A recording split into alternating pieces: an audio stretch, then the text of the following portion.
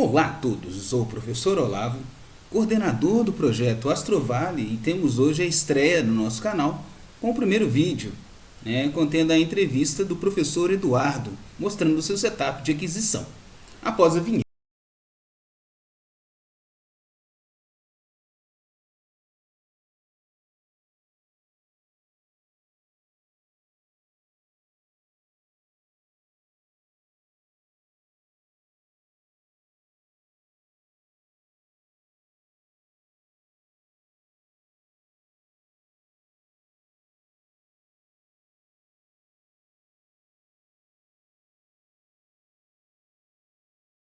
Temos aqui hoje, então, vou falar rapidamente, o projeto Astrobar ele foi criado, eu criei junto com alguns estudantes na ocasião, no ano de 2014, para atender uma demanda que esses estudantes tinham verificado em meu Lattes que eu tinha alguma experiência na área de astronomia. E eles não tinham nada relatado aqui na região de Diamantina com relação à astronomia em 2014. Então, eles me propuseram abrir um projeto de extensão. E desde 2014, a gente tem realizado atividades como observações astronômicas públicas e outras intervenções levando astronomia nas escolas diversas. Recentemente, com o advento da pandemia, a gente tem feito atuações de forma remota. E assim a gente tem produzido conteúdo que tem servido como apoio nos diversos PETs das escolas de Diamantina e região. E hoje, para inaugurar, a gente tem o professor Eduardo Oliveira. O professor Eduardo possui graduação em farmácia pela Universidade Federal do Rio Grande do Norte, mestrado em produtos naturais e sintéticos bioativos pela Universidade Federal da Paraíba e doutorado em ciências farmacêuticas pela Universidade de Glasgow. Em Glasgow. Atualmente é professor titular da Universidade Federal dos Vales de Jequitinhonha e Mucuri, além de ser membro orientador do programa de pós-graduação em ciências farmacêuticas. Ele é o vice-coordenador do projeto Astrovale desde 2016. Então, com vocês, professor Eduardo Oliveira. Oi, Olavo, boa noite. Em primeiro lugar, muito obrigado aí pelo convite, para estrear aí esse canal. O projeto Astrovale tem sido, digamos assim, a minha porta aí na extensão universitária, então, eu agradeço muito aí o convite. E eu pensei, de hoje, apresentar um pouco o meu observatório, o local aqui onde eu faço esse trabalho de astrofotografia. Eu acho que vocês devem ter percebido pela apresentação do meu currículo que minha atuação dentro da universidade se dá na área da farmácia, Eu sou farmacêutico, então a astronomia foi uma paixão que cresceu comigo,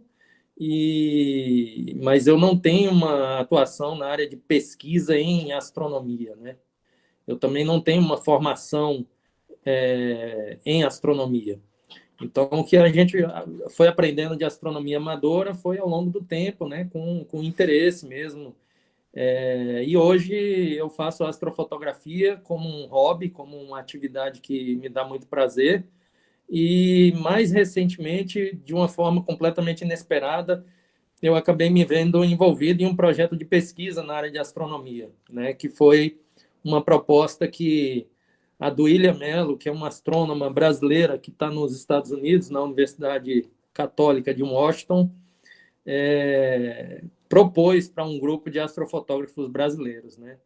Então, atualmente, eu estou nesse projeto. O projeto ele prevê a fotografia de galáxias de um determinado tipo, principalmente galáxias que se formaram a partir de processos de colisão com outras galáxias, e a gente faz, então, fotos de longuíssima exposição, 40 horas ou mais de exposição dessas galáxias, tentando evidenciar algumas estruturas que são originárias desse processo de colisão.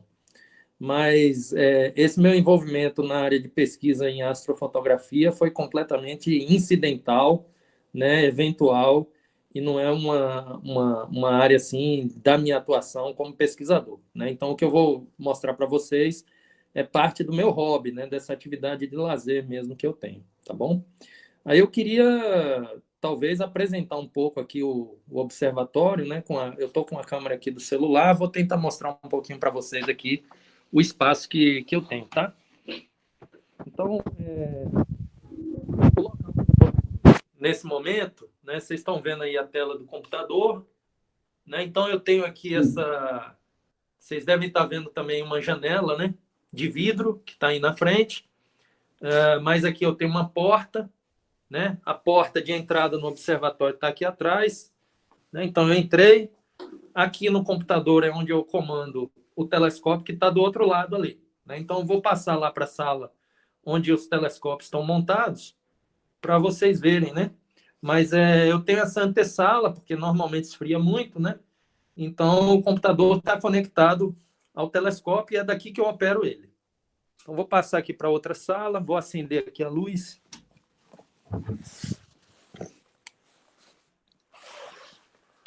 Bom, então acho que está dando para vocês verem aí, né? Os dois pilares onde os telescópios estão montados. Eu tenho dois pilares. Inicialmente eu pensei em colocar os dois pilares para tentar operar dois sistemas ao mesmo tempo. Depois eu desisti dessa ideia. O segundo pilar ali, ele ficou, digamos assim, sem uso. E aí um colega meu lá de Belo Horizonte, astrofotógrafo também, que tinha um observatório dele na cidade de Oliveiras, junto do SONIR, né, que é o observatório do Cristóvão Jacques, que é um astrônomo amador que está agora fazendo monitoramento de asteroides. O Luiz tinha o telescópio dele lá para fazer astrofotografia, e a cúpula do observatório dele voou um dia numa tempestade, e aí ele me contando isso, eu tive a ideia dele trazer o telescópio dele para cá. Então, o Luiz, ele mora em Belo Horizonte e ele opera o telescópio dele de lá de Belo Horizonte, né? Segundo etapa que está montado aqui, esse segundo conjunto que está montado. Eu vou apresentar um pouco para vocês o meu telescópio, né? O telescópio que está montado. Oi? Você nos ouve? Pode Sim. falar. Qual que é a profundidade desses pilares? Fala um pouco mais deles. Eles estão muito profundos para evitar vibração? Eles estão em contato com o solo? Os pilares, eles foram feitos com uma fundação. Na fundação deles, eles têm uma sapata, né? De 1 metro por 1 metro de concreto. Então, eles são bem robustos, né? E a ideia principal realmente é eles serem robustos a ponto de evitar qualquer tipo de vibração que possa interferir na hora da gente tá fazendo a aquisição das fotos, né? Não sei se dá para ver aí, mas eles têm mais ou menos uns 45 centímetros de lado, né? Uns 45 centímetros quadrados aqui, né? E eles têm essa sapata de 1 metro que está subterrânea, né? E aí eu tenho 4 barras de ferro que são chumbadas, né? Nesse concreto, e essas 2 placas de metal que estão aqui, que dão o ajuste, né? da montagem equatorial. Tá? Bom, aqui a gente tem essa peça que vocês estão vendo aqui, pessoal. Ela é a montagem equatorial, ela que sustenta o telescópio, que faz toda a parte de acompanhamento do objeto que a gente está querendo fotografar, o apontamento do telescópio, né? Então, o telescópio que está montado aqui atualmente é um telescópio de 8 polegadas, um Ritchie Chrétien de 8 polegadas. Então, ele tem um espelho primário hiperbólico, um espelho secundário também hiperbólico, e aí, não sei se vai dar para ver o espelho do telescópio, talvez. Não sei se vocês estão conseguindo ver aí. Vocês podem perceber também, deixa eu passar para cá, talvez é porque eu não estou conseguindo ver o que está na câmera, mas eu acho que vai dar para ver.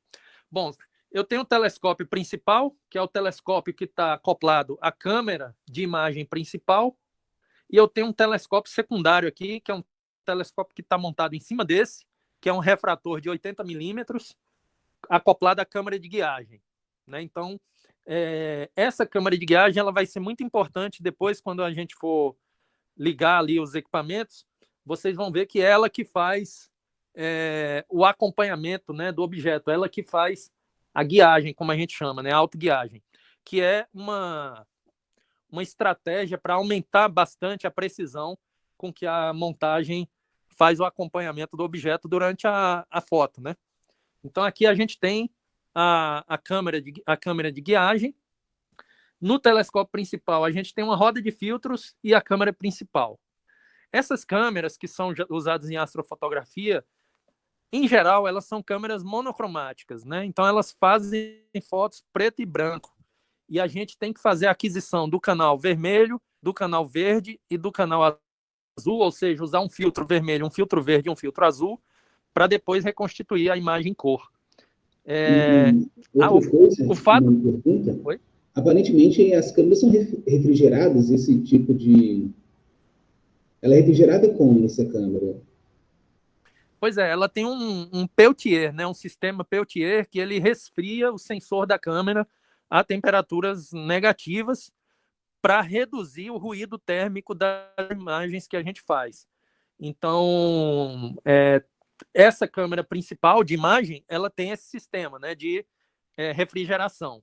A câmera secundária aqui, a câmera de guiagem, ela não tem refrigeração. Tá? Por quê? Porque a qualidade da imagem da câmera de guiagem, ela não é tão crítica, né? Então, assim, ela pode ter um certo ruído.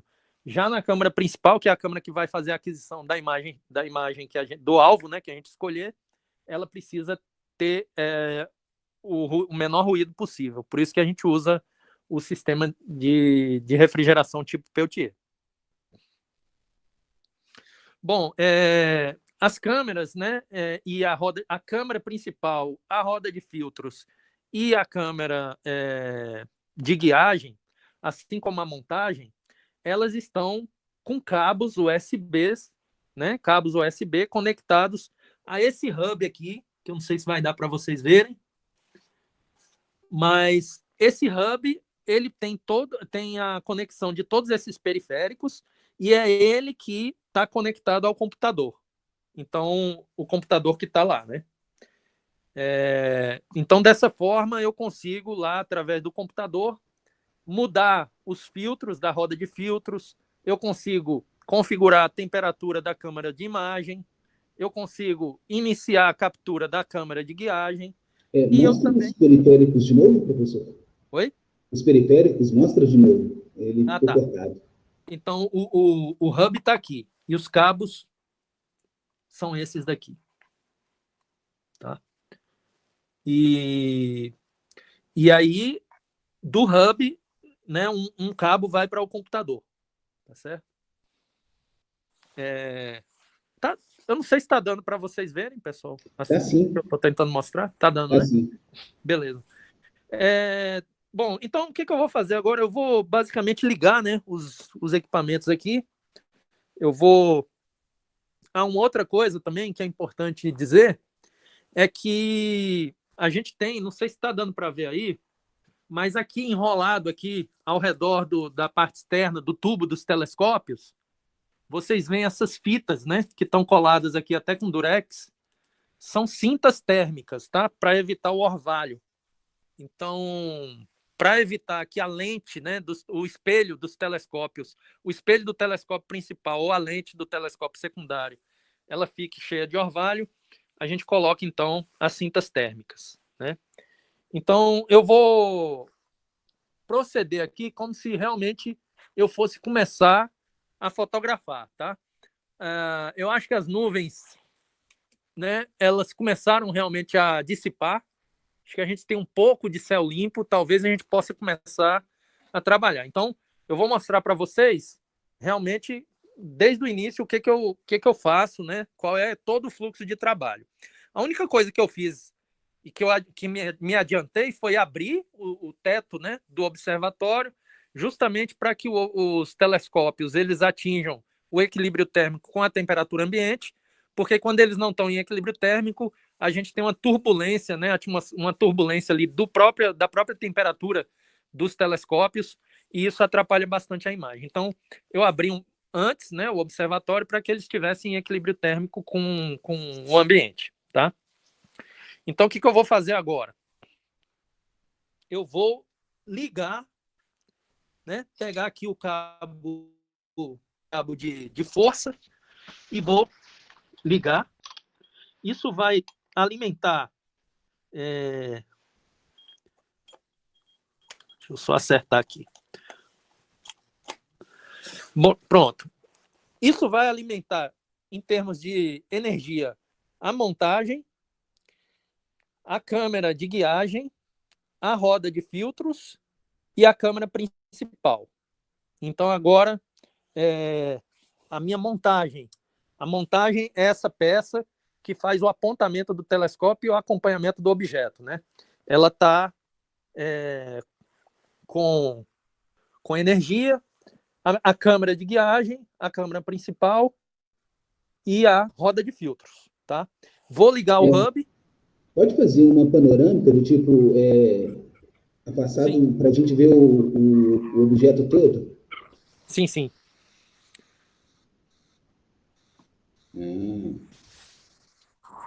Tá.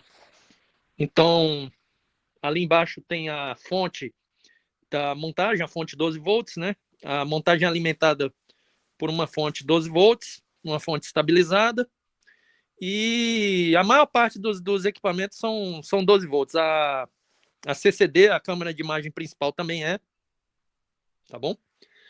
Vou ligar agora aqui o hub, né, para estabelecer a comunicação com o computador, né?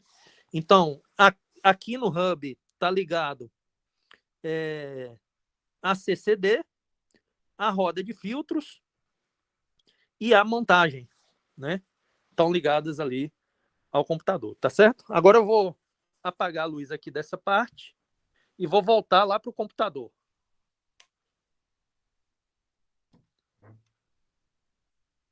Só ver aqui, deu uma limpada, ainda tem muita nuvem, né? Mas vamos ver o que a gente consegue.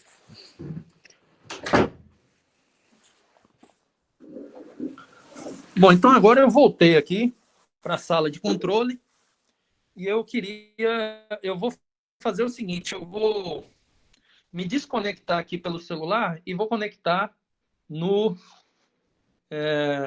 computador, porque aí eu posso compartilhar minha tela com vocês, tá certo? Perfeitamente, estamos aguardando.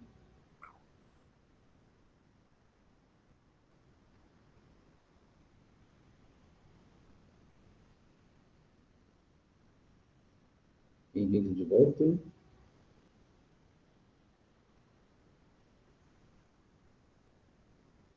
Seu microfone está mudo, professor. Perfeito. Estão me ouvindo bem? Sim.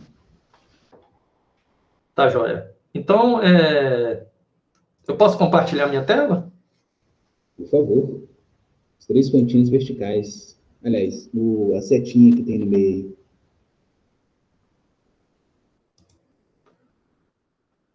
Bom, estão vendo aí a tela? Sim. Perfeito. Ela foto, então, a primeira coisa que eu vou fazer é estabelecer a conexão com a minha montagem, né? Porque é ela que vai fazer o apontamento do telescópio para o objeto que eu vou querer apontar, né? Então, o que eu pensei? Eu pensei em primeiro apontar o telescópio para uma estrela com um brilho razoável, uma magnitude razoável, para a gente poder checar o foco, né? Então, fazer o foco do telescópio, da imagem principal do telescópio. O foco do telescópio é importante, né? Porque se a gente não fizer o foco antes, a gente vai fazer a aquisição da nossa imagem, ela vai estar um pouco borrada, porque o foco vai estar um pouco fora. Como eu usei o telescópio nos dias anteriores, o foco dele já deve estar bem próximo do valor, né, do ponto certo. Mas é bom a gente checar o foco, tá?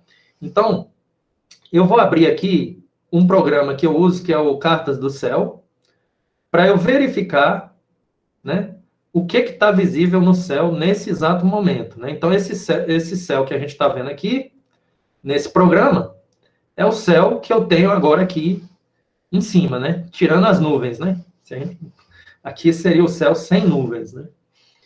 Mas, enfim, aqui eu posso verificar qual estrela eu vou escolher para fazer o meu foco, né? Então, por exemplo, o objeto que eu me propus a fotografar com vocês é a nebulosa da Trífida, ou seja, M20, né? Então, eu posso fazer uma busca aqui, colocar aqui M20 e verificar onde exatamente está M20 agora. Então, M20 está aqui, ó. Aqui a gente tem o leste, né? O leste, e M20 está aqui. Essa nebulosa que a gente vai fotografar. E agora, ela está numa altura de 31 graus, né? Então, já dá até para a gente começar a fotografar, se não tiver nuvem nesse local. Então, o que eu vou fazer? Eu vou escolher uma estrela próxima aqui, né, de M20. M20 está aqui. Vamos ver, a gente pode pegar aqui uma estrela, pode ser aqui a estrela tal da constelação de Escorpião, né? Então, escolhi aqui uma estrela, né? O Cartas do Céu me dá as coordenadas dessa estrela, né? Então, aqui a gente tem a ascensão reta e a declinação dessa estrela, né? O local dela, as coordenadas, como se fosse a latitude e a longitude, né, de um objeto na Terra. A gente está vendo aí as coordenadas da estrela. Bom, feito isso, pessoal, eu vou então ligar a minha montagem, né? O programa que estabelece a conexão com a montagem é esse aqui, o APCC. Então, estou abrindo ele. Ele está inicializando.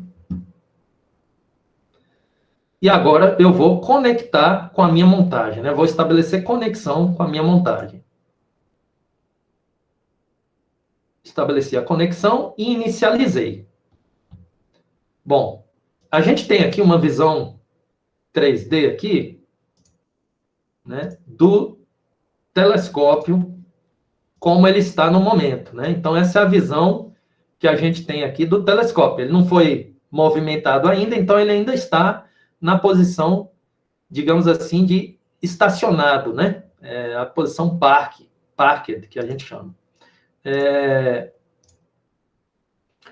que eu vou fazer, né? Bom, eu vou agora estabelecer conexão com a minha câmera de imagem. Para quê? Para eu começar a resfriar o sensor dela. Como leva um certo tempo para o sensor sair da temperatura ambiente para temperaturas negativas, é bom que a gente comece o processo de resfriamento do sensor da câmera. Então, eu abro aqui um outro programa, que é o meu programa de aquisição, que é o Astrophotography Tools. É o programa que muitos astrônomos e astrofotógrafos amadores usam. E aqui eu tenho como resfriar o sensor da minha câmera aqui através dessa ferramenta aqui, Cooling Aid, né, ajuda de resfriamento. Então, aqui eu configuro a temperatura alvo, né, que eu quero para a minha câmera. Para essa câmera, geralmente eu trabalho com menos 10 graus.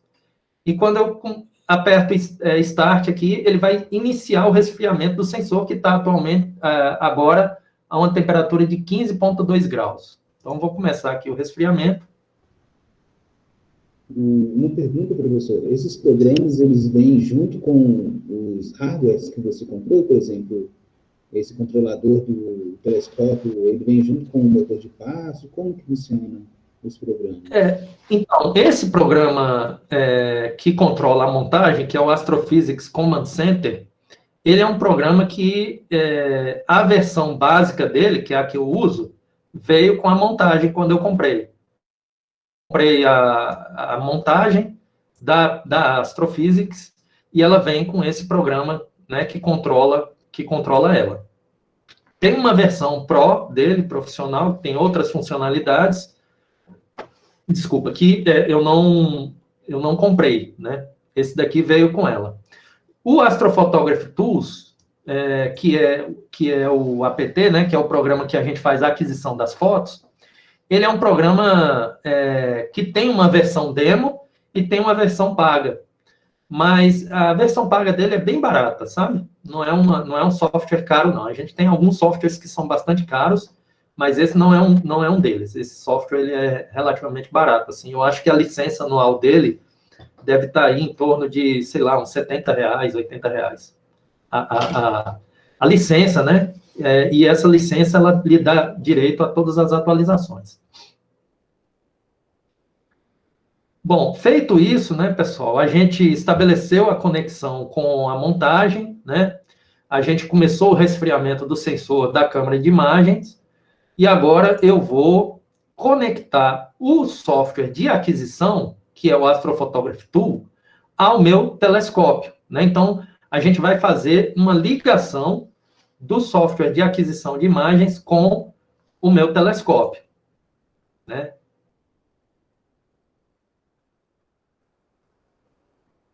Bom, ele fez a conexão, agora eu vou conectar o meu programa de aquisição de imagens, o Astrophotography Tool, com a roda de filtros, né, para eu poder escolher qual filtro que eu vou usar para fazer a foto.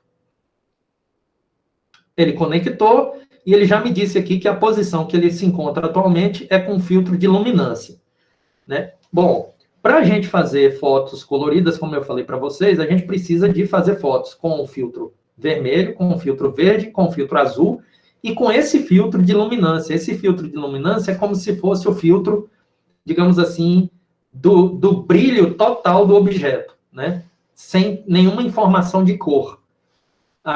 O filtro azul filtra aquilo que é azul e o vermelho o que é vermelho e assim por diante, tá? Bom, a gente está pronto agora para fazer o apontamento do telescópio lá para aquela estrela que eu falei que a gente ia usar para fazer foco.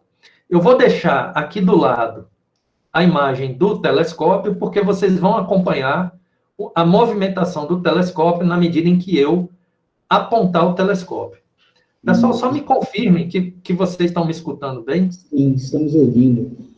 Quando você falou que estamos prontos para fazer o primeiro passo, é porque já teve igualdade nas temperaturas, né? Isso, quer dizer, a temperatura, ela ainda está, na verdade, a menos 8,4, ela não atingiu menos 10 ainda. Mas entre o comando que eu vou dar para apontar o telescópio e o telescópio chegar realmente na estrela, a gente vai atingir os menos 10, né? Então, a gente já pode apontar o telescópio. E aí, pessoal, nesse apontamento, eu queria chamar a atenção para uma ferramenta que é muito útil, tá? Que é uma ferramenta chamada de Plate Solving. Então, o que é essa ferramenta? Veja bem, eu vou apontar o telescópio para aquela estrela que a gente selecionou, que é a estrela tal da constelação de Escorpião, né? Bom, o que acontece? Normalmente, pessoal, mesmo com montagens bem exatas, bem precisas, como é o caso dessa montagem, é comum que o telescópio não aponte exatamente para aquela estrela, ou que a estrela apareça exatamente no centro do campo de visão, né? Então, quando a gente não tem essa ferramenta de Plate Solving, o que a gente faz? A gente teria uma mira no telescópio, eu ia ter que ir lá no telescópio, olhar pela mira, movimentar manualmente o telescópio até eu centralizar a estrela no campo de visão do telescópio.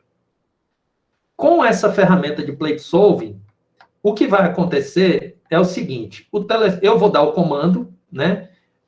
O telescópio vai se movimentar para tentar buscar aquela estrela, e aí ele vai fazer uma imagem do céu. Se a estrela estiver no centro do campo, dentro de um certo limite, dentro de uma certa margem de erro, beleza, ele parou ali e ele já centralizou a estrela. Mas não é geralmente o que acontece. O que acontece é que geralmente vai ter um erro de apontamento, né? A estrela vai estar um pouco fora do campo ou totalmente fora do campo. E aí, aquela imagem que foi adquirida vai ser comparada com um catálogo para a gente saber, para o programa, para o software, saber exatamente aonde que o telescópio de fato está apontado. Não onde ele pensa que está apontado, mas onde ele está apontado. E aí essa diferença ela é computada e uma nova movimentação automática do telescópio vai ser feita até que a estrela fique exatamente no centro do campo do telescópio. Então, é um processo interativo, né? Uma imagem é feita, a diferença, o erro é computado, um novo apontamento é feito, uma nova imagem de confirmação é feita, e isso é repetido até que a estrela chegue exatamente no centro do campo. E esse processo também é feito para guiagem, porque a cúpula gira. É esse processo que é feito ou isso é só com uma correção inicial? Ou Esse usa isso processo também para acompanhar a estrela? esse processo é o processo que a gente usa durante a movimentação do telescópio entre um alvo e outro, né? Esse processo de plate solving, né? Para facilitar o apontamento nos alvos. Então, qual é o nosso trabalho aqui agora? É apontar o telescópio para a estrela, né? Fazer com que ele coloque a estrela no centro do campo. A gente vai ver que, no final, a estrela vai estar no centro do campo de visão. Depois que eu fizer o foco nessa estrela, aí eu vou apontar para o meu alvo. Eu vou apontar para a nebulosa da Trífida.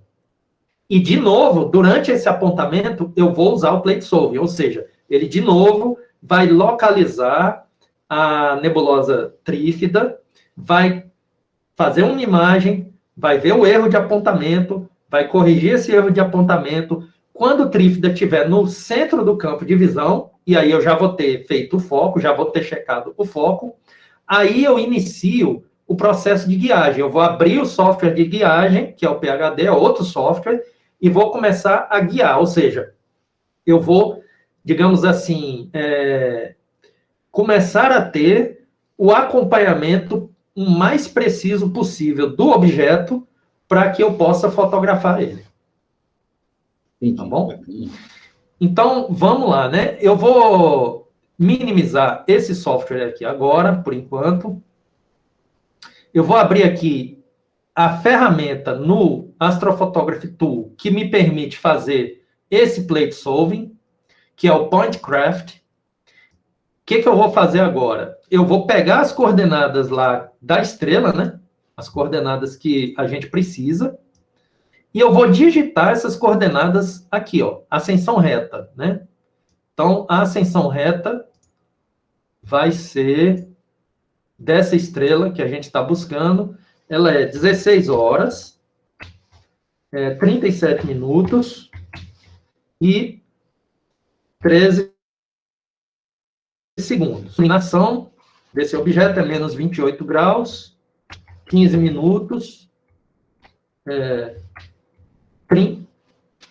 menos 28, 15 e 32 segundos, né?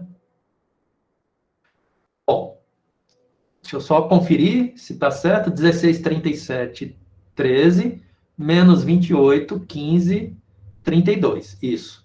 Então, o que vai acontecer agora, pessoal? Quando eu apertar aqui Go to mais, o telescópio vai se movimentar em direção a tal do escorpião. Quando ele achar que ele chegou em tal do escorpião, o que ele vai fazer? Ele vai fazer uma imagem daquela região do céu. Se a estrela estiver no centro do campo, ele para. Se ela estiver fora do campo, ele vai mandar uma correção para a montagem, um novo comando de movimentação do telescópio vai ser feito, uma nova imagem vai ser capturada até que a estrela seja centralizada no campo, tá certo? Então, vamos lá. Quando eu go to mais, vocês podem observar que a imagem do telescópio está mudando, né? Essa é a movimentação que o telescópio está fazendo fisicamente lá.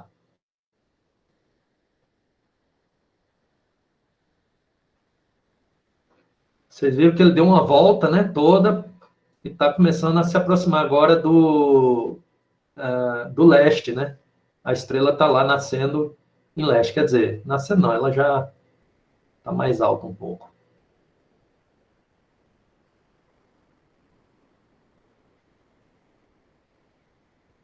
Eu não sei como é que está o céu, se o céu tem nuvem, se não tem na região que a gente escolheu, mas a gente vai saber agora. A gente de sorte vai ver que vai estar no jeito.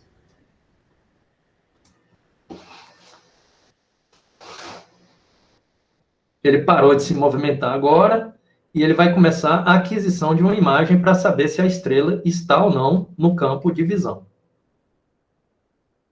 Então, vocês podem observar aqui, ó. Aqui ele está contando 3 segundos, 4 segundos, 5 segundos. A exposição dura 8 segundos. E aí ele vai baixar a imagem e vai mostrar para a gente, tá vendo? Parece que a estrela não está lá. Agora, o que ele está fazendo? Ele está fazendo um plate solve dessa imagem. Ele está comparando essa imagem com as imagens de catálogo. Para tentar... Pronto. Ele conseguiu achar onde ele estava e ele já mandou um comando de movimentação do telescópio, um novo comando de movimentação. Agora ele vai fazer uma nova imagem para ver se a estrela aparece no centro do campo.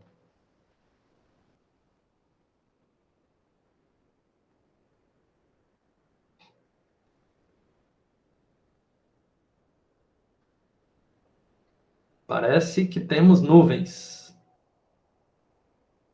nessa área. Ele não vai conseguir fazer ele não vai conseguir, obviamente, fazer o plate solve dessa imagem, porque a imagem é uma imagem de nuvens, né? A gente não vê nenhuma estrela aí, tá? Então, eu vou ter que dar uma olhada aqui, pessoal, no céu, para ver se a gente escolhe uma nova área para a gente apontar o telescópio. Só um segundo. Desculpa.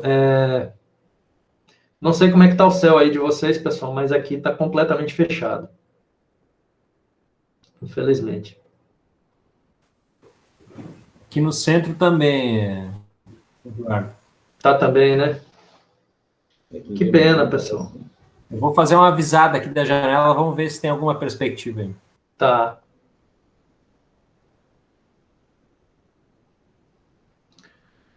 Talvez abra, né, daqui a, sei lá, meia hora, 1 hora, mas por enquanto realmente está bem, bem nublado. Não tem nenhuma janelinha aqui para a gente brincar.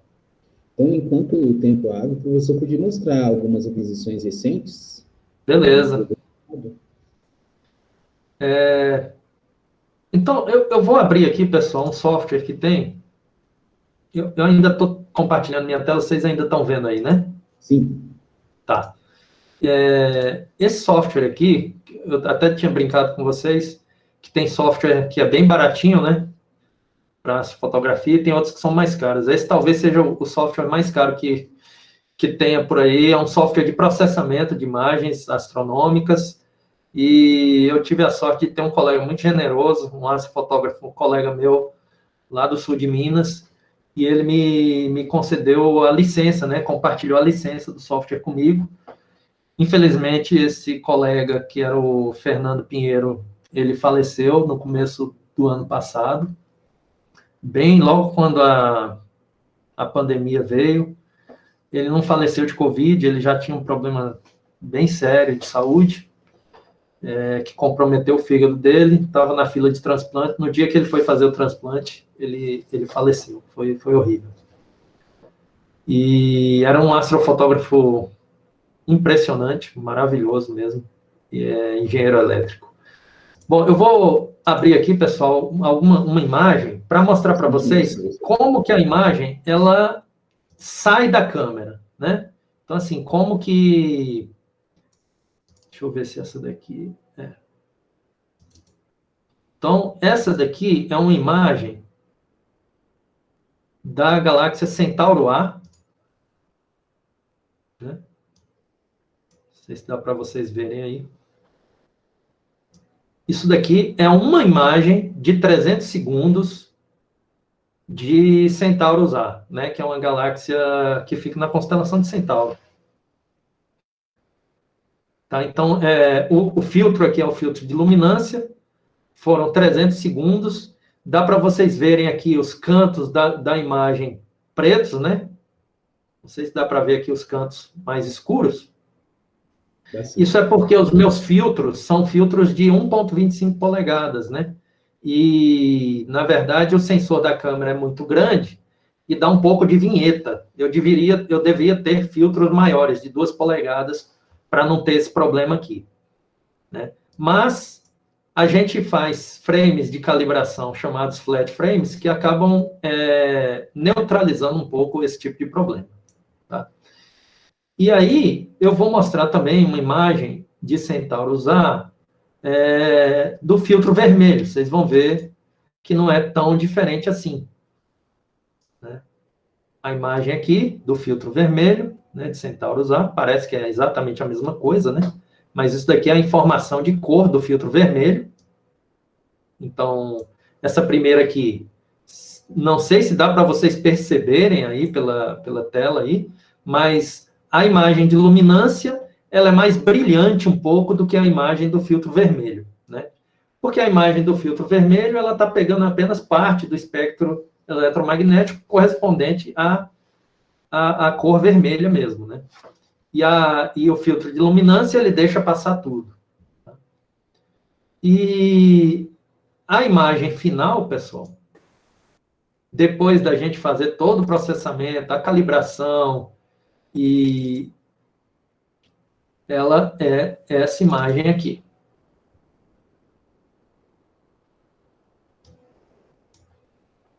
Tá? Então, isso daqui é o resultado do processamento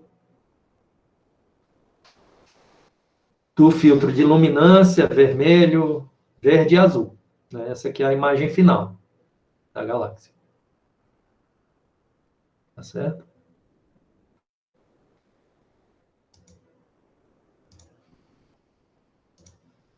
Vou mostrar uma outra aqui. Deixa eu ver. A que mais lhe deu trabalho para aquisição, professor? E o motivo? A que mais me deu trabalho? Nossa, eu acho que a que mais me deu trabalho, ela não está aqui, mas eu vou tentar abrir ela aqui na minha galeria lá do Astrobin. Eu vou falar um pouquinho dela. Essa daqui. Essa galáxia, pessoal, ela deu trabalho por quê? Porque ela é uma galáxia que ela é melhor fotografada do hemisfério norte. No hemisfério norte, ela atinge uma altura no céu, ela fica bem alta no céu. E aqui, ela fica a cerca de 18 graus de elevação só. E quanto mais próximo o objeto estiver do horizonte, mais difícil vai ser fotografar ele com qualidade. Porque mais próximo do horizonte, a gente tem mais turbulência atmosférica. Então, a guiagem fica prejudicada, a imagem também é mais difícil, né? E foi um resultado até bem razoável para ser uma foto tirada do hemisfério sul. Essa é uma galáxia que está em interação com outra, né? Na verdade, aqui são duas galáxias. Essa caudazinha aqui da galáxia já é o resultado do distúrbio gravitacional que a galáxia espiral maior causou, né? Na menor. E é um objeto icônico, né? Assim, acho que muitos astrofotógrafos fazem fotos dessa imagem, fotos assim maravilhosas, realmente, né?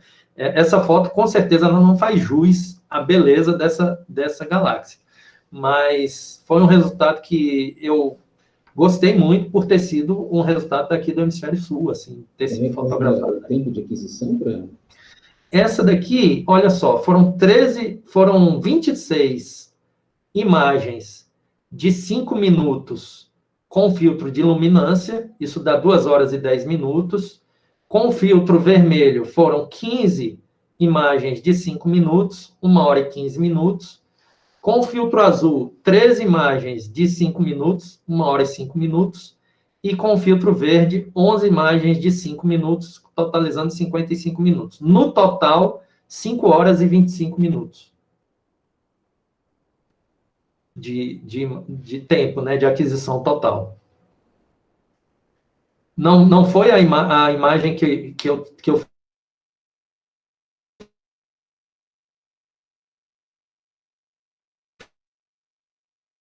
fiz com maior...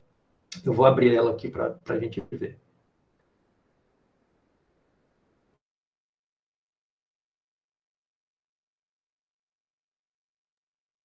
É uma nebulosa de reflexão, e essa vermelha é uma nebulosa de emissão.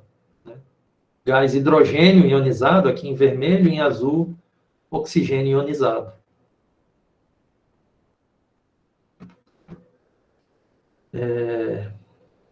Vamos dar uma olhada aqui como é que está. Se eu fizer outra foto aqui O pessoal da casa tem alguma pergunta? de 8 minutos para a gente ver.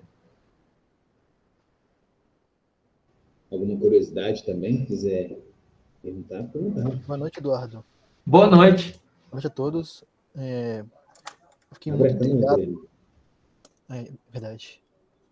Eu fiquei muito intrigado com o senhor, né, início da sua apresentação, que o senhor comentou que você está participando de um projeto de pesquisa que ele busca fotografar períodos de longa exposição de galáxias que estão em processo de colisão. Gostaria de saber como vocês descobrem essas galáxias, porque eu penso que se você estiver fotografando uma falsa galáxia, assim, de falsas galáxias em colisão, você perde muito tempo hábil nesse processo. Sim. Então, na verdade, a definição dos alvos, né, a definição de quais as galáxias a gente vai fotografar, ela foi feita pela Duília, que é essa astrônoma profissional.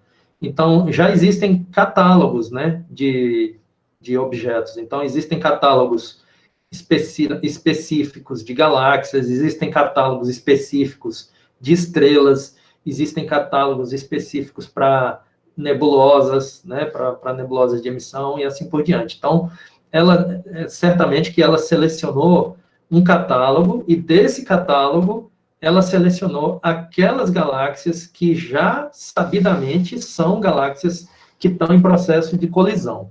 Qual é a ideia do nosso projeto? A ideia é a seguinte: não é descobrir galáxias em colisão, é a gente saber se telescópios amadores juntos conseguem fazer uma imagem de uma galáxia com tempo de exposição suficiente para evidenciar estruturas nessas galáxias que não são visíveis à primeira vista, entendeu? Então, assim, a ideia é juntar, eu faço, digamos, 10 horas de exposição dessa galáxia, o colega que está lá em São Paulo faz mais 15 horas de exposição da mesma galáxia, o outro que está lá em Portugal faz mais 15 horas de exposição dessa galáxia, o outro que está em Israel faz mais tantas horas de exposição, e depois a gente junta essas imagens e, como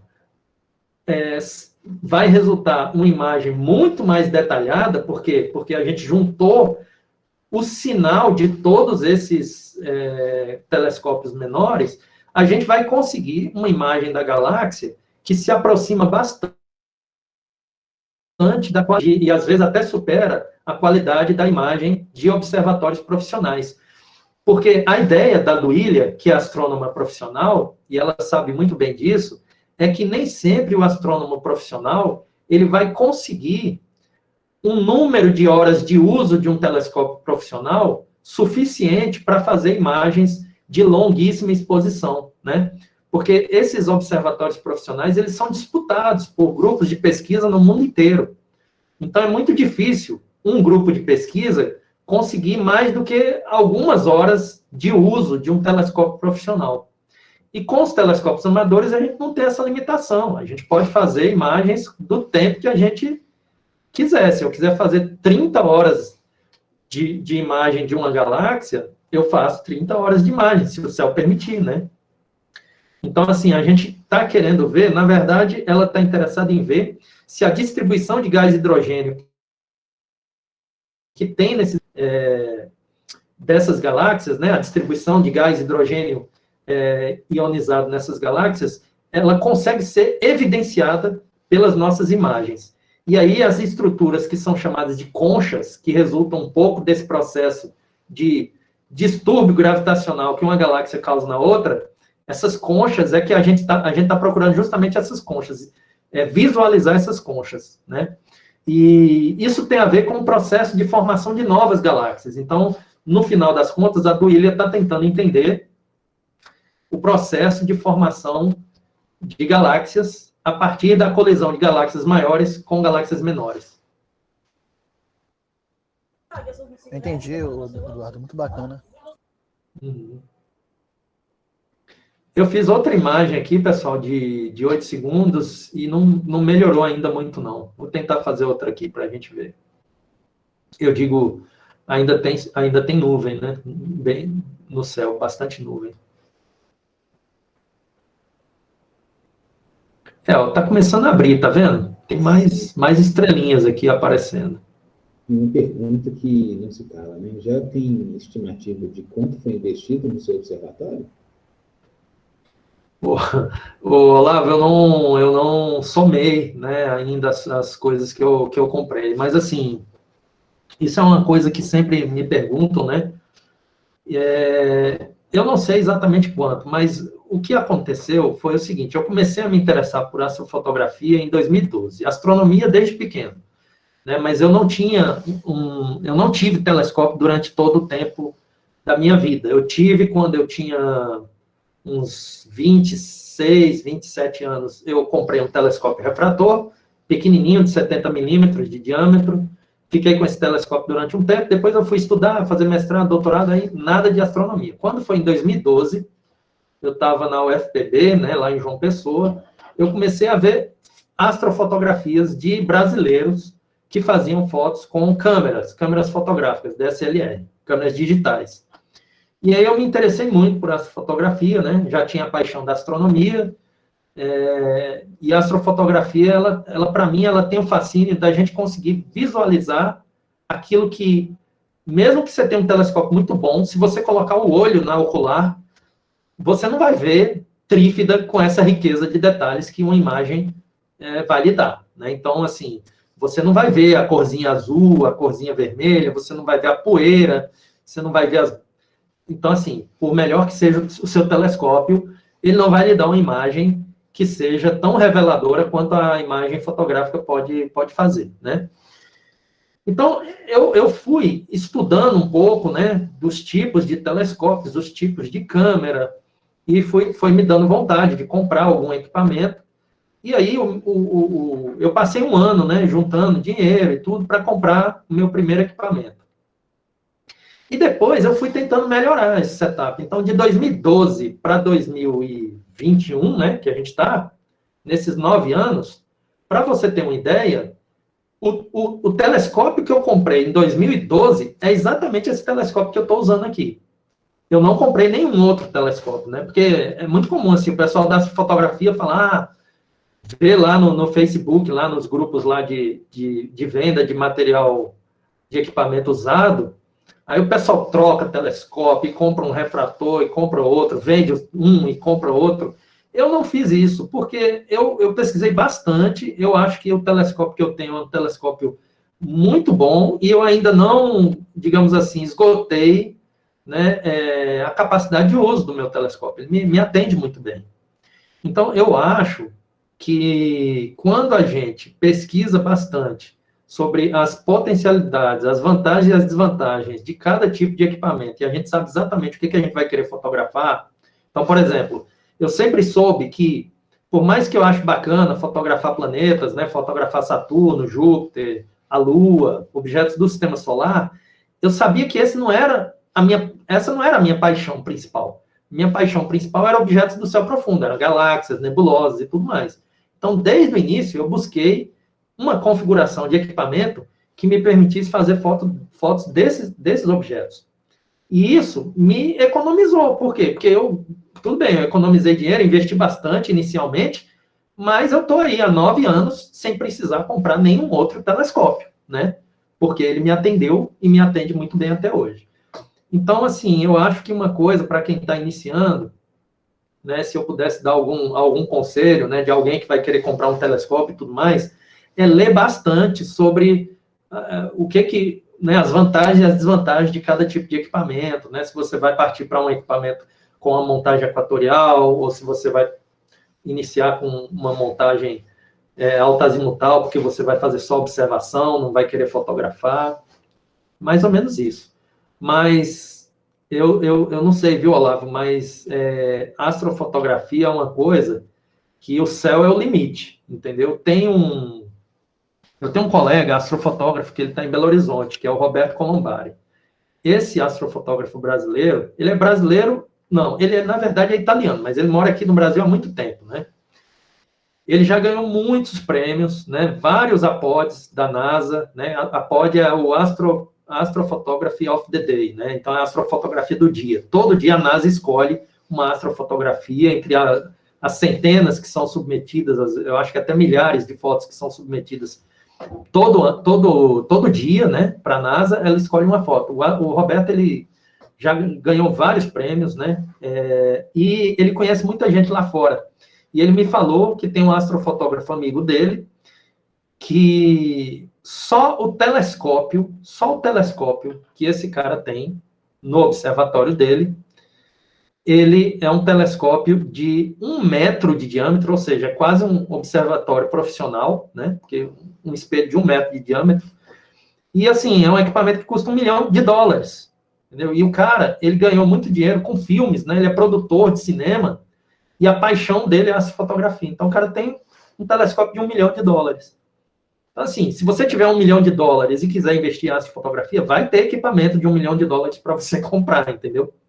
O meu telescópio custou $1.000.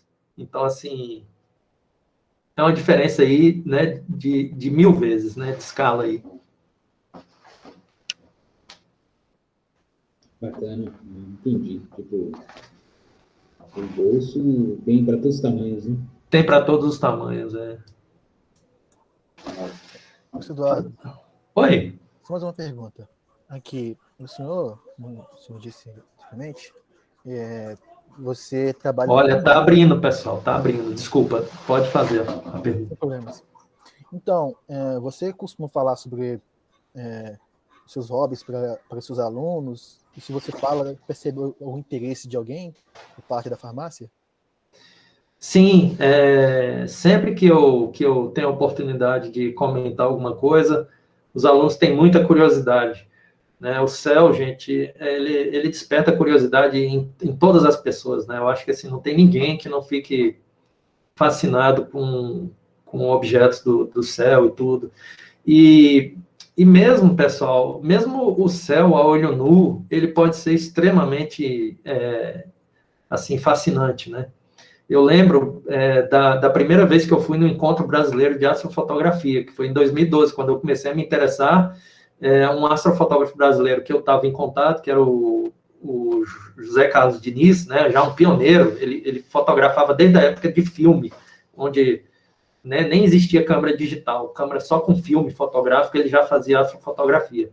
E ele que me falou, ó, vai lá no encontro de astrofotografia, porque você vai ver os equipamentos, você vai conhecer, e, né, você pode se informar. Esse encontro, ele acontece geralmente em Alto Paraíso, do Goiás, né, uma cidade lá na Chapada dos Veadeiros. Dessa vez que eu fui, ele foi numa pousada lá na Chapada dos Veadeiros, um lugar que tem um céu absolutamente espetacular. E eu me lembro de chegar à noite naquele céu totalmente escuro, olhar para cima e você simplesmente se perder, né? Eu não conseguia localizar as constelações que normalmente eu reconheço, porque era tanta estrela no céu, que eu falava, meu Deus, cadê o Cruzeiro do Sul? Eu não tô conseguindo distinguir o Cruzeiro do Sul, porque a gente não está acostumado a ver o céu com aquela quantidade de estrelas.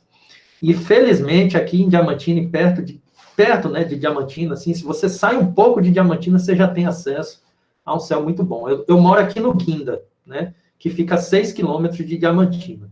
E o céu aqui já é espetacular, né? Eu imagino o céu da sopa, entendeu? O céu acho que é São João, né, depois da sopa, tem um outro distrito. Então, assim, a gente tem realmente um céu excelente aqui em Diamantina. E os alunos, eles ficam realmente muito interessados, assim, alguns perguntam sobre os telescópios, sobre como comprar, onde comprar, quanto custa, sempre eles perguntam.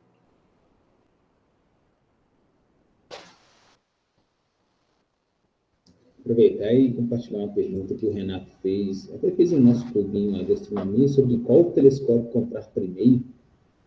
Isso, né? Então, qual telescópio comprar primeiro?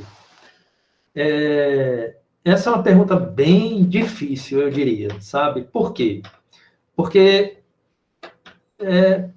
vai depender, eu diria, basicamente, para dar uma resposta prática, eu diria, quanto você tem de dinheiro para investir. Porque, basicamente, é isso que vai limitar o primeiro telescópio que você vai comprar. Entendeu?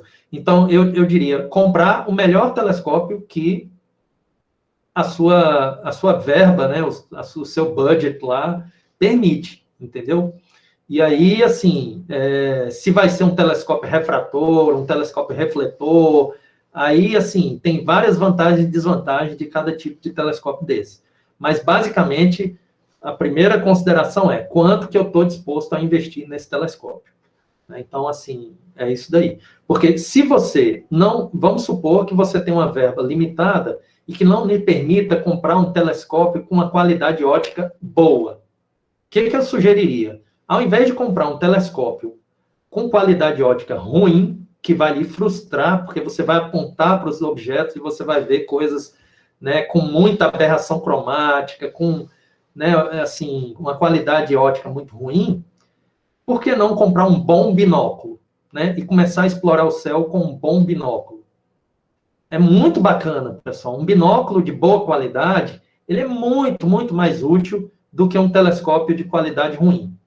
Até porque, com o telescópio, a questão do apontamento do telescópio fica muito mais crítica. Se você não tiver uma montagem robusta, você vai apontar o seu telescópio para aquele objeto, quando você tentar colocar o seu olho lá para enxergar, o objeto vai estar tremendo horrores.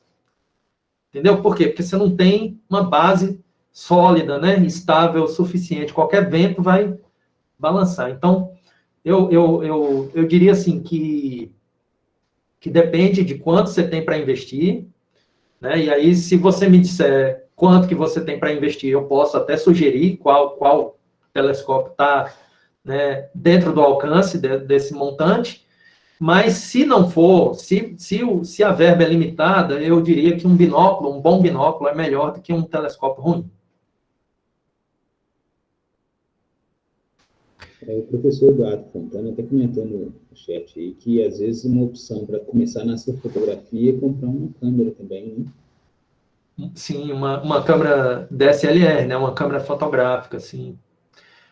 Pessoal, eu vou dar um outro comando de GoTo aqui, porque parece que limpou um pouco, né? Vamos ver aqui se ele consegue pegar finalmente lá a tal do escorpião, né? A estrela tal do escorpião. Ele vai fazer uma imagem, né, de 8 segundos, como eu falei.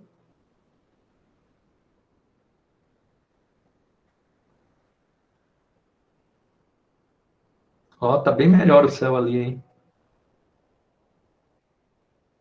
Ele vai fazer o play de solve agora, vai comparar essa imagem com a imagem do catálogo. Ele está aqui, ó, está tentando solucionar. Solucionou, ele sabe agora exatamente onde ele está apontado, deu outro comando e vai tentar agora centralizar a estrela. Ó, ele dá aqui, ó, o erro era de 958 pixels, tá vendo? Target is in 958 pixels, ou seja, a estrela estava a 958 pixels de onde ela deveria estar. Pois é, ele centralizou, só que a estrela não está aí. Eu devo ter copiado as coordenadas erradas dessa estrela, só pode. Vamos ver aqui. 16... Ah, tá. É 16, 35, 53. Ô, gente, copiei tudo errado. Vamos lá, 16, 35, 53. É 35, 53. E menos 28, 12, 58. 12, 58. Agora vai, quer ver? 12, 58. As coordenadas que eu tinha entrado estavam erradas. Então, quem sabe? Vamos ver se agora vai dar certo.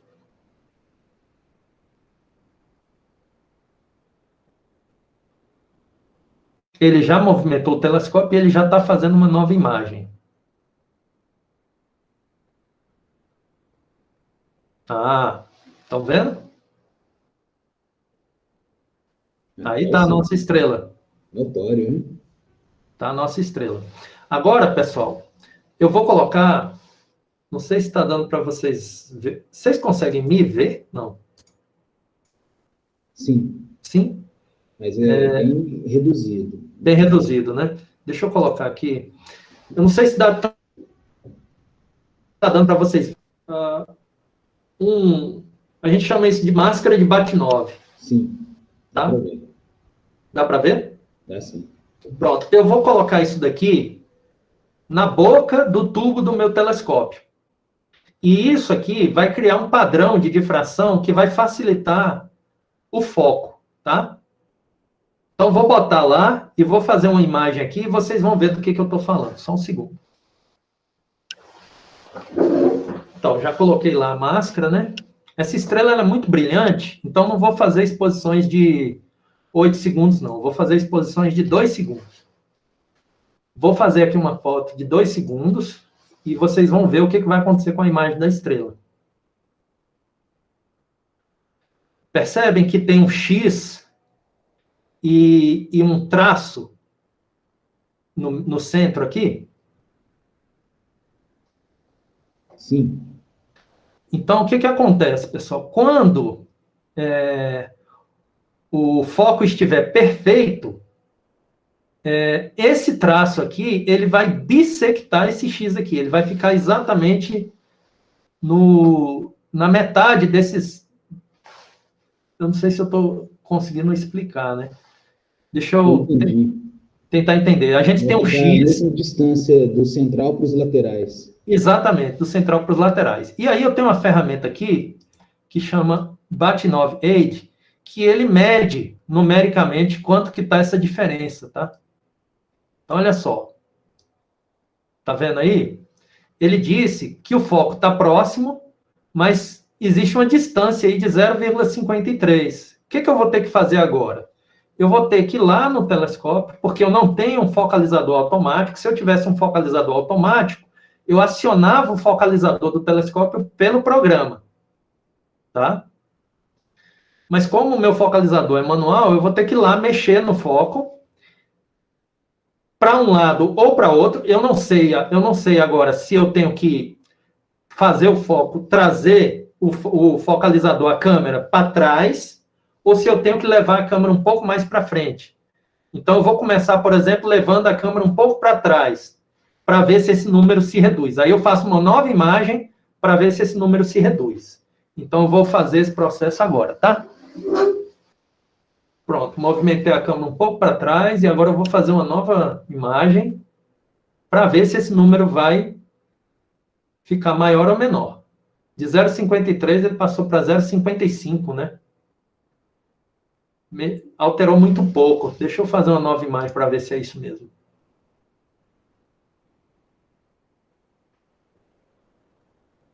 Então, eu vou aumentar um pouco o curso, ou seja, eu vou movimentar um pouco,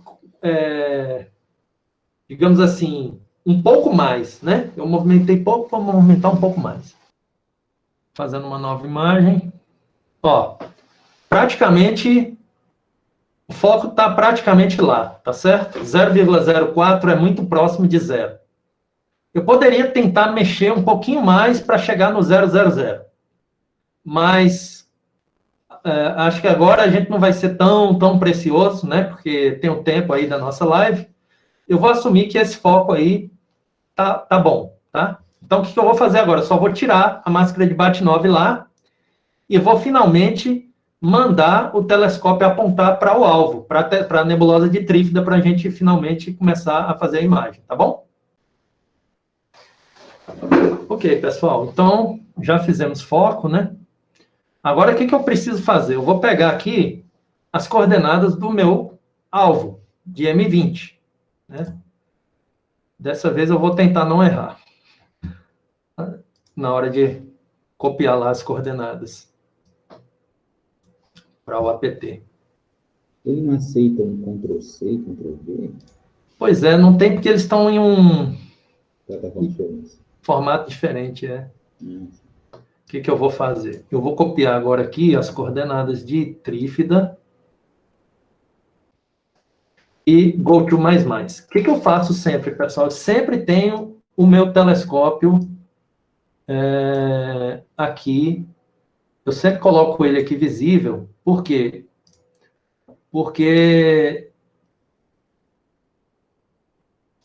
para eu saber exatamente para onde ele está apontando e não correr o risco dele bater no pilar, tá?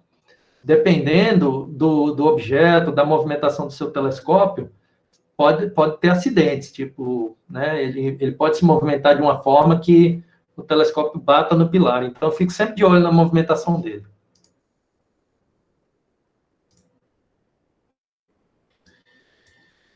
Olha lá, ele vai se movimentar, não vai se movimentar muito, porque ele já estava relativamente próximo, né, do alvo que a gente escolheu uma estrela próxima do alvo que a gente quer fotografar, para fazer foco.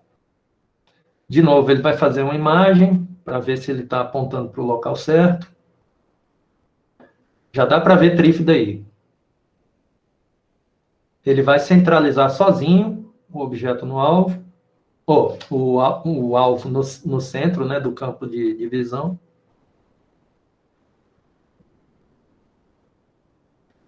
Trífida estava a 147 pixels do centro do campo, e agora ele vai colocar ela bem centralizadazinha aqui no campo. Bom, ele considera que o centro da trífida é esse daí. E eu vou considerar que é também, né? A gente poderia tentar baixar um pouquinho, né? Porque aqui está a nebulosa principal. Tá dando para vocês verem, pessoal? Sim. Pois é. A nebulosa está aí. O ideal seria a gente tentar baixar um pouco, né? Eu vou tentar aqui, ó. Tem os comandos aqui de movimentação do telescópio: norte, oeste, leste, sul. O único problema é que quando a gente está no céu, a gente não sabe exatamente qual é a direção norte, oeste, leste e sul. Então, eu vou movimentar um pouquinho aqui para sul, né? Para tentar baixar essa imagem. Eu não sei se ele vai se movimentar adequadamente para o sul. Eu vou colocar aqui o retículo para a gente ver aqui a posição de algumas estrelas. E eu vou apertar aqui para o sul um pouquinho. E vou fazer outra imagem de 8 segundos. Eduardo? Oi? Me permite fazer uma pergunta para você aí? Fica à vontade.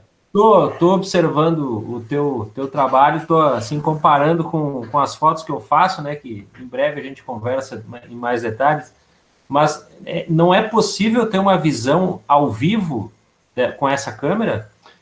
Então, é possível, Eduardo, só que o que acontece? Por alguma razão, o drive da TIC tem algum problema com o live view dele. Ela trava muito, entendeu? Então, isso é algo que eu já aprendi, que quando eu aciono o live view dela, ela fica fazendo imagens em sucessão e aí ela trava. Sim. Então, é por isso que eu geralmente não uso o live view da câmera. Não, é que me chamou a atenção que nesse momento, às vezes com a câmera, com a Nikon normal, eu deixo, mesmo que a imagem está bem tênue, né? Tu consegue ter uma noção para fazer esse ajuste fino. Sim, sim. O que acontece, Eduardo? Normalmente, eu não preciso fazer esse tipo de ajuste. Por quê? Porque o Blade Soul faz isso para mim. Entendi. O problema que deu aqui é que ele considerou que o centro de trífida tá em um local, porque como ela é uma nebulosa extensa, ele considerou que o centro dela é um local que não é o centro fotográfico, digamos assim, dela, entendeu? Mas eu acho que agora ela tá boa. O que eu vou fazer agora? Eu vou tentar fazer o plate solve dessa imagem para eu gravar as coordenadas desse local aí como sendo a trífida, né? Então, vou aqui solucionar, fazer o solve aqui e vou gravar aqui no meu catálogo de objetos customizados. Eu vou colocar aqui M20 trífida. Por quê? Porque agora, quando eu quiser ir para a trífida, eu posso usar essas coordenadas aqui, que ele vai me centralizar ela exatamente do jeito que ela está aí. Bom, pessoal, nós fizemos foco e nós achamos o objeto que a gente precisa fotografar. Agora, o que eu vou fazer? Eu vou pegar e vou abrir o software de autoguiagem. O software de autoguiagem, ele vai servir para quê? Para monitorar a posição de uma estrela de guiagem, que é aquele segundo telescópio, aquele telescópio menor, e aquela câmera menor vão fazer a aquisição da imagem de uma área próxima daqui de trífida, porque ele está apontado na mesma direção, e eu vou escolher uma estrela, na verdade o software que vai escolher para mim, uma estrela para ele ir seguindo ela e medindo o deslocamento dela pixel a pixel na imagem. Para quê? Porque se essa estrela que ele estiver monitorando se movimentar e sair do pixel que ela originalmente estava, automaticamente um comando vai ser enviado para a montagem para movimentar ela em sentido oposto e manter a imagem sempre no mesmo local do sensor da minha câmera, ou seja, para aumentar a precisão de acompanhamento do objeto e assim a gente não ter fotos tremidas, tá? Então aqui eu vou conectar a câmera e a montagem ao software de guiagem e eu vou começar a fazer imagens, exposições aqui, né, eu vou agora, pessoal, precisar desligar aqui a luz, tá?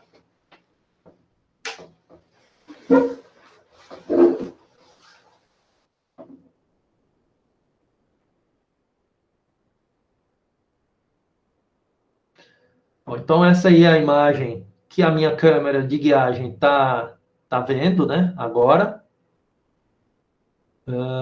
E eu vou aqui selecionar uma estrela para guiar. E eu vou começar a minha guiagem. Pronto, a partir de agora, esse software, ele está enviando automaticamente comandos para a minha montagem, né, para o tripé lá do telescópio, digamos assim, para que ele faça correções se a estrela estiver saindo do campo. Como o céu, pessoal, está muito ruim, a gente não está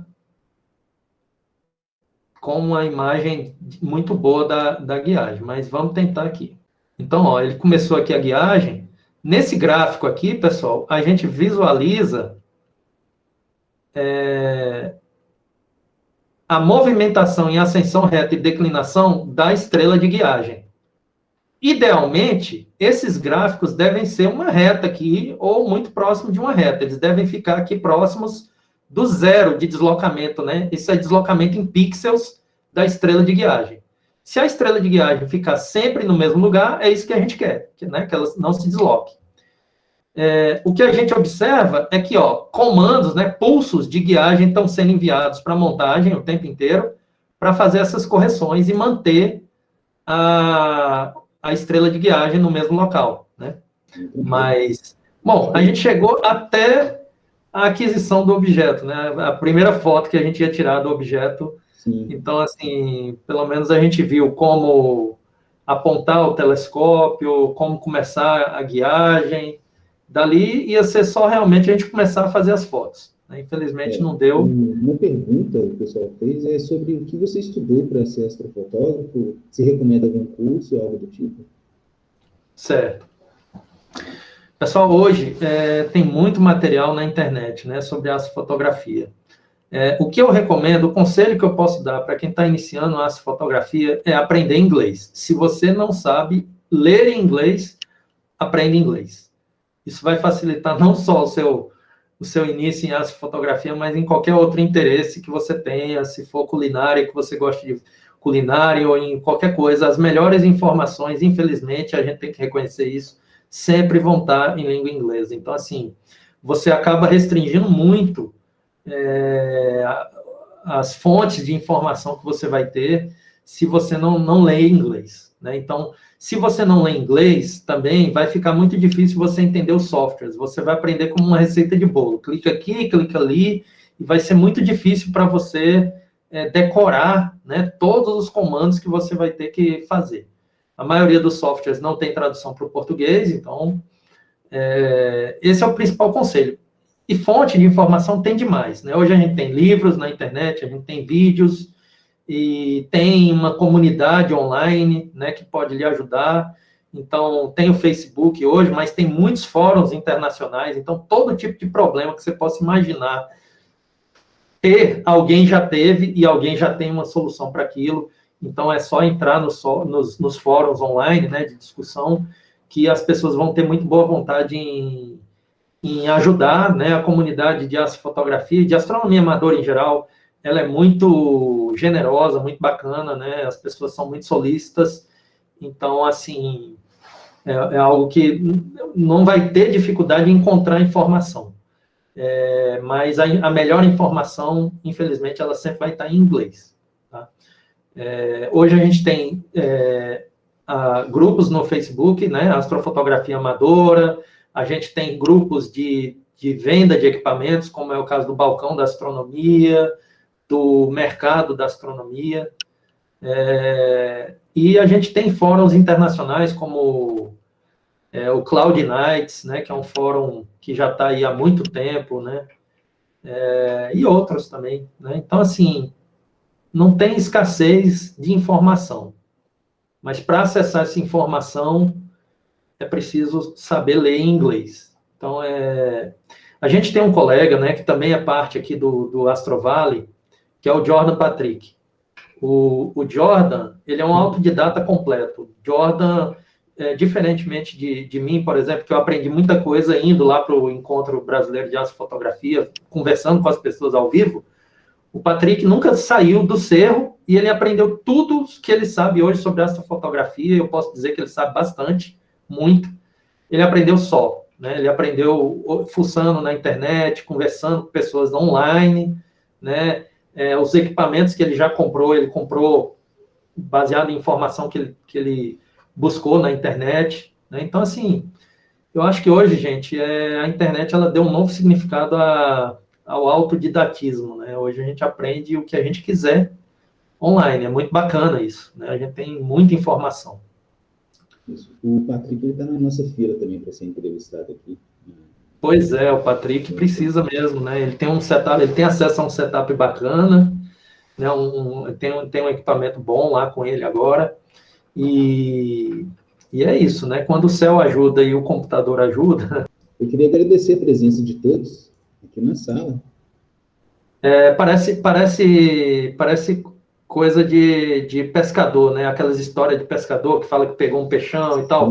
Mas, gente, normalmente eu não levo mais do que 15 minutos para chegar no observatório e começar a fotografar. Se o telescópio estiver em equilíbrio técnico com o ambiente, eu não levo mais do que 15 minutos.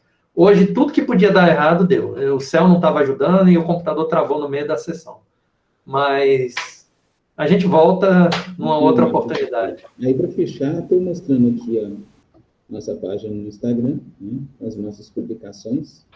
Semanalmente, a gente tem uma foto, uma astrofoto. A turma do clube tem contribuído com uma astrofoto. O céu da semana, a gente sempre coloca também o calendário das atividades astronômicas que a gente tem. E uma curiosidade, e essa aba aqui é que tem sido utilizada pelas escolas para apoio dos PETs. Além da página do Instagram, a gente tem também a página do Facebook, que vocês podem ver aqui. Ela também tem aqui a comunidade, com fotos do momento antes do remoto, que a gente tinha atividades aqui também. Ok? Então é isso, gente. Queria agradecer a presença de todos. Tchau e até o futuro. Forte abraço aí. Obrigado, professor Eduardo. Obrigado a todos. Obrigado, pessoal. Um abraço. Tchau, tchau. Gostou, né? Bem, eu me diverti. Curta e compartilhe o conteúdo que estou produzindo, para chegar a mais pessoas que possam gostar também. Até o futuro.